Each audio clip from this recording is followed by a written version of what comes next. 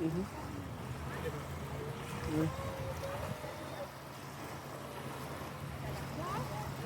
Shalom à tous. Shalom peuple de Dieu. Que la paix, la bonté, la grâce divine soit en partage et en abondance de la part du Seigneur Jésus-Christ. Bien-aimés, nous sommes dans la suite du programme que nous avons commencé si tôt ce matin. Et je vous ai fait une promesse que je devais partager avec vous chaque instant de cette journée. C'est une journée assez particulière. Et je ne vais pas me répéter plusieurs fois. Je vais tout simplement dire ceci. Nous fêtons la liberté. Et je me pose la question à savoir si toi, en tant que chrétien, si toi, en tant que serviteur de Dieu, tu comprends réellement ce que veut dire libre. Si tu comprends réellement ce que veut dire liberté. La Bible nous a toujours enseigné que Christ est venu afin que nous soyons sauvés et libres. Ce n'est pas une histoire d'aujourd'hui. Ce n'est pas une réalité d'aujourd'hui. Mais c'est une vérité de plus de 2000 ans.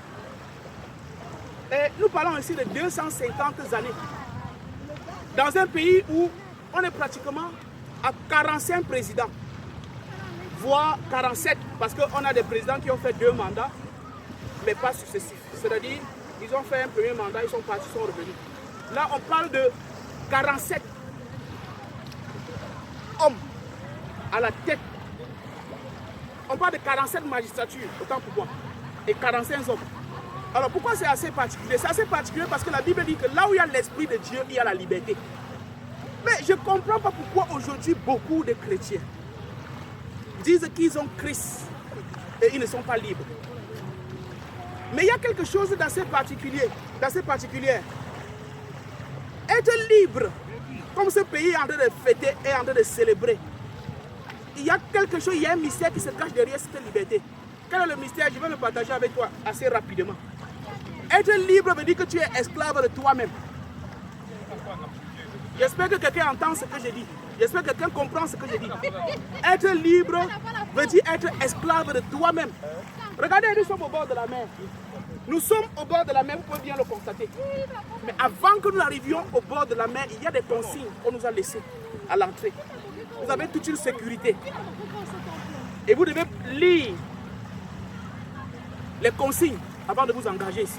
Ceci dit, nous n'avons même pas le droit de faire pipi dans l'eau, dans la mer. Il y a les toilettes juste à côté. Nous n'avons pas le droit de déféquer dans la mer. Et il s'agit ici d'une civilisation à outrance. Il s'agit ici d'une autodiscipline à outrance. Parce que rendez-vous compte, c'est un pays où il n'y a personne derrière vous. Vous n'allez pas voir la police derrière vous, on ne coupe pas derrière vous, on ne vous demande pas de faire ci, on ne vous demande pas de faire ça. Mais le pays seul vous discipline. Pourquoi est-ce que le pays seul vous discipline? Parce que le pays a posé des institutions qui sont très fortes. Des institutions que lorsque tu entres dans ce pays, tu te disciplines par toi-même. Personne ne te fait la police, mais tu marches. Alors, j'aimerais que tu retiennes une seule chose. Autant que tu seras assujetti à un homme, tu es esclave. Autant tu ne seras pas libre de tes mouvements, de tes pensées, de ta contribution pour la construction d'une société vivable et durable. Tu seras toujours esclave. Parce que tu ne peux pas t'exprimer. Alors, je vais t'exhorter alors une fois de plus. Si tu sais que Christ est mort pour toi, si tu sais que Jésus-Christ a payé le prix pour que tu sois sauvé, bien-aimé, je pense que c'est l'occasion pour toi de dire, Seigneur, je me remets entièrement entre tes mains. Et je commence à m'autodiscipliner à partir d'aujourd'hui. Et lorsque tu le dis, tu commences à déclarer sur ta vie. Personne ne viendra déclarer sur ta vie. Les gens vont te dire, tu seras ci, tu seras ça. Non, toi-même, tu dois déclarer sur ta vie. Parce que Christ a payé le prix pour toi. Et la Bible dit qu'il s'est fait pauvre pour que nous soyons riches. Qu'est-ce qui nous empêche d'être riches? Qu'est-ce qui nous bloque? La première richesse, c'est ta liberté. La première richesse, c'est l'amour que tu as en toi. La première richesse, c'est ton propre bonheur. La première richesse, c'est ton épanouissement. Travaille pour cela. Travaille pour cela. La dernière fois, lorsque j'enseignais, j'ai prêché sur notre corps qui appartient au Seigneur, notre âme qui appartient au Seigneur et notre esprit qui appartient au Seigneur. Nous devons prendre soin de tous ces éléments. Ce sont ces éléments qui constituent l'entité où Christ repose. Alléluia.